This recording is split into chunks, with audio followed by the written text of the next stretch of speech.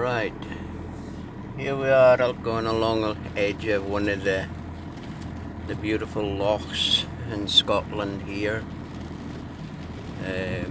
not far from Killen.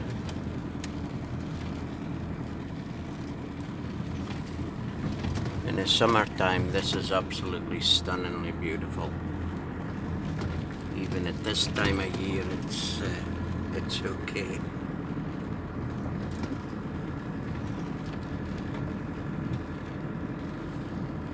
So, I'm wondering what I'm going to speak about. I think I'm going to give you some information about the Freemasons, a head Freemason who started visiting me. He was a head Freemason for the north of Scotland. He was a mentor at Aberdeen University, and he wanted me to work with him. So anyway, here's what he said. There's the main road up there. This is a car park. So anyway, let's get into it. Take the next left onto A85.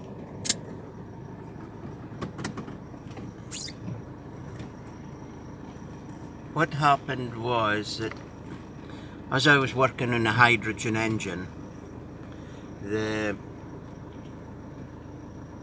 materials, the metals I was using was stainless steel, and I needed some welding rods. So I was down at the Thainston Agricultural Show. This is, I can't remember what it was, towards the end of the 1990s. It could have been 1996 or 7, somewhere thereabout. And I was wanting some more stainless steel welding rods. So I wasn't really thinking too much about it at the time. I'm walking down through the units that there were at the show, and I came to this stand. There was some welding equipment, there was grinders and cutting discs, etc. So I stopped, chatted with the guy for a short while. I asked him if he had stainless steel welding rods. He said yes. He's looking at me. I was starting to think. You could see he was thinking something. So he says, "What number do you want?" Now I never knew about what numbers. It didn't really occur to me that there was different numbers at the time. But out of my mouth came the sentence, or the word, 316. He sort of stepped back a little with shock. And he says, he just looks. I says, "Do you have them?" He says, "Yes, I do. They're at the back of my unit." So I took £30 out of my pocket, set it down on the table, hoping that would be enough. And I says, "Can I buy them?" He said, "Yes." So he walked to the back of his unit, but he kept looking at me. This is weird. So he picked up a box of rods, took them to the counter, and took my money. I got a little wee bit of change. I think it was £3 of change I got. Doesn't matter. And he says to me, "Oh, by the way," he says, can I get your phone number, please?" He says, "I'd like to know how these rods are doing for you, and if they're okay." And I was thinking, "Oh, this man must be okay. He's going to replace them if they don't work, if there's an issue." So I gave him my phone number. He then says, "Which area are you from?" So I said, "I'm from the Inch area." "Oh, that's fine, thank you very much." So he's looking at me, really strange, but I'd long hair and a beard at the time. So 2 weeks passed. I'd tried out the rods, they were working fine. And I got a phone call this day, I can't remember. Was it night, I think? I can't remember. I got this phone call. And this is from this man. He says, I am such and such. You were at Thainston Agricultural Show 2 weeks ago. You bought stainless steel welding rods from me. Are they... Oh yeah, he asked my name. Yeah, that's right. He says, are they working okay? I said, yes. Good. He then says, you know, he says, I was out in the garden the other night and I looked up and I saw the stealth bomber cross the sky. And I took the phone away from my ear, sort of looking at it, thinking, what is going on here? What? And back to my ear again, and he says, I looked down at the grass in the garden. He says, and the grass was waving like there was a wind.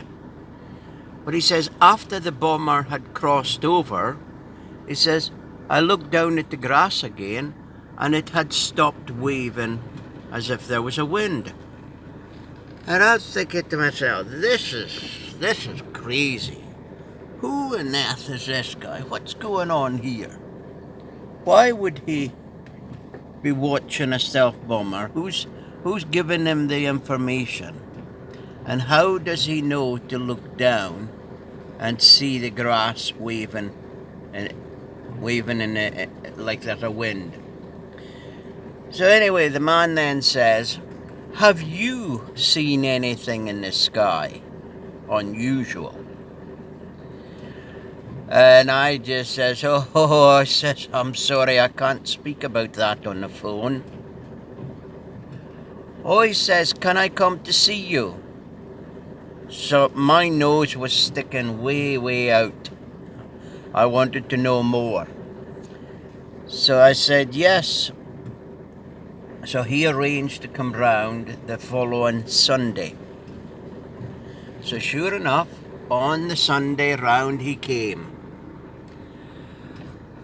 He arrived at my farm with no address. I never gave him an address. He'd never asked me for an address. All he had was my phone number and the area that I lived in. He had a little packet of biscuits with a cake. It's an old tradition we have in Scotland. Now when you go to visit someone, you would take a packet of biscuits or a cake or something. So I invited him in. We sat down, had a chat. But before sitting down, he says to me, oh, I need to tell you who I am. He says, I am the head Freemason for the north of Scotland. And I thought, okay. Anyway, my nose was way out. I was wanting to know more information. So I indicated that there was a seat if he wanted to take a seat wherever he wanted to sit. And this was, at this moment in time, it wasn't about the Freemasons for me. It was about me wanting more information. So he then started to share a little bit. But basically what he wanted was over 5-6 visits. It was then clear, he made it very clear. He wanted me to stop speaking about the UFOs to the people and only share the subject of the UFOs with them, the Freemasons, and the professors at the university. So that tells you that all the professors at the university must obviously be Freemasons, because they don't want me speaking about this subject to people who are not one of their people, if you understand what I mean. So anyway, I wouldn't share any information with him. I shared a little wee bit, not much, but he wanted to see the hydrogen engine. He wanted to see the device. So I showed him a device at the time. At that point, it wasn't actually running. It wasn't running an engine. And he says, that is very small. He says, you need to patent that device. So this was one of his other visits that he came. He says, you need to patent that device. And I said no, because at the time I think it was about £3,200 you have to pay for a patent. And also, what you have to do is you have to stand there and give the information of how it operates. You've got to give that information to the professors. So I wouldn't be involved with any of that. I just said no. So he says, what are you going to do if they steal it from you? If someone steals it from you? So I says to him, that's okay, they're welcome to it. Then I said, but you have to understand how it works. It's no good without knowing how it works. And his mouth dropped. So he could realize that, well, this is actually right. If you don't know how it works, you're not going to be able to know what's to back engineer it, basically. So all this was basically because they were sitting with UFOs at RAF Lossiemouth, and this guy was just one part of the cog in a big wheel to see or try to get me to join the Freemasons.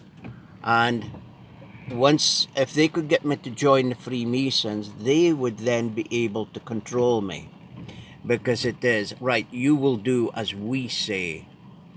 So I wouldn't be part of their little game. Not interested in it. It doesn't make any sense to me.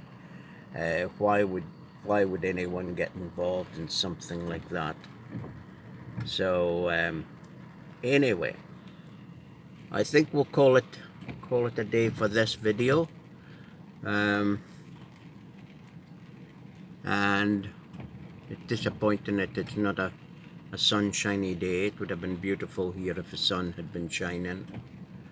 But anyway, this video will go up later, and we'll say thank you very much. Have a good day. All the best. Bye.